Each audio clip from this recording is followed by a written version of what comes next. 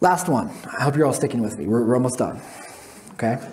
This is honestly probably the most believable. If I wasn't a Christian, this is the one that I would go for.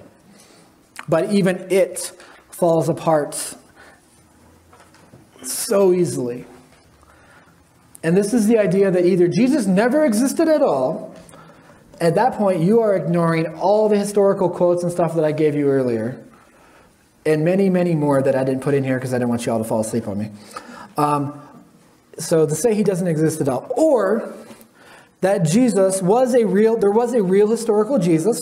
He ticked off the powerful people, and the powerful people killed him like they did to Socrates and to other famous people in history who, when you take on the powerful, what do people in power fear? Losing power, and so they kill you. So their power is not threatened anymore.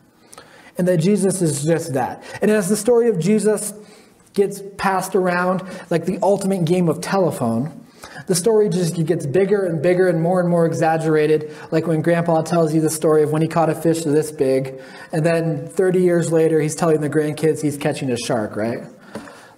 And that's what happened with Jesus.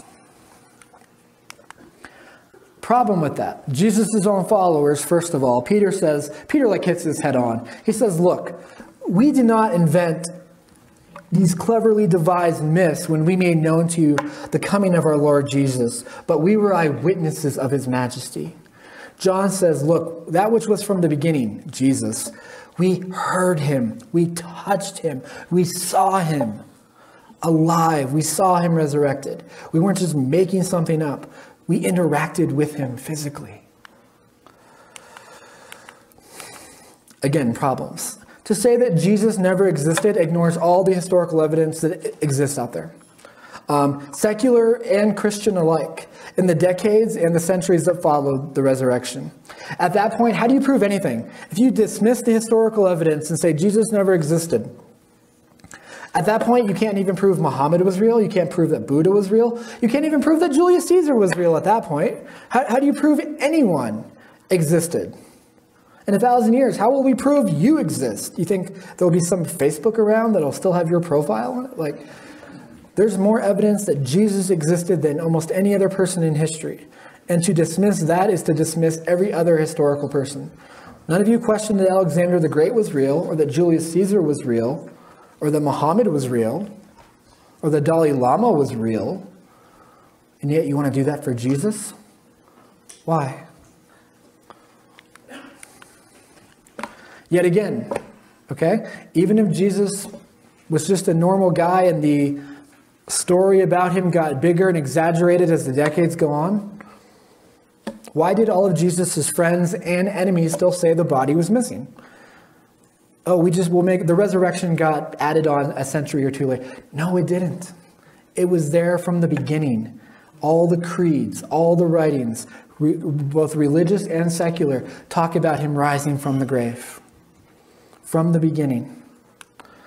And lastly, look, we have no one who denies that Jesus did miracles. We have no one who denies the empty grave, okay? We have different explanations. He was demon-possessed. The disciples came and stole the body.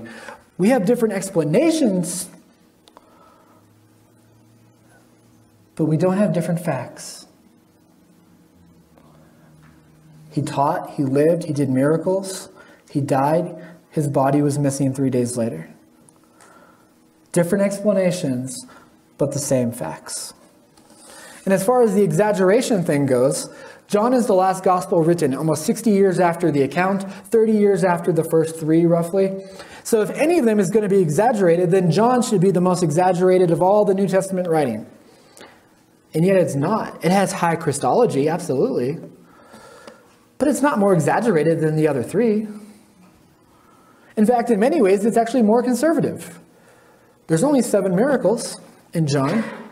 You can go to almost any page in Matthew, you'll find 7 miracles on one page. There's no Mount of Transfiguration where Jesus gets shiny. There's not one verse in John where Jesus cast out a demon. It's demon-free almost in John.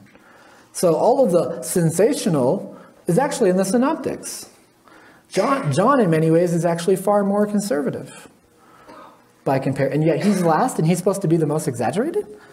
When that's not the case whatsoever.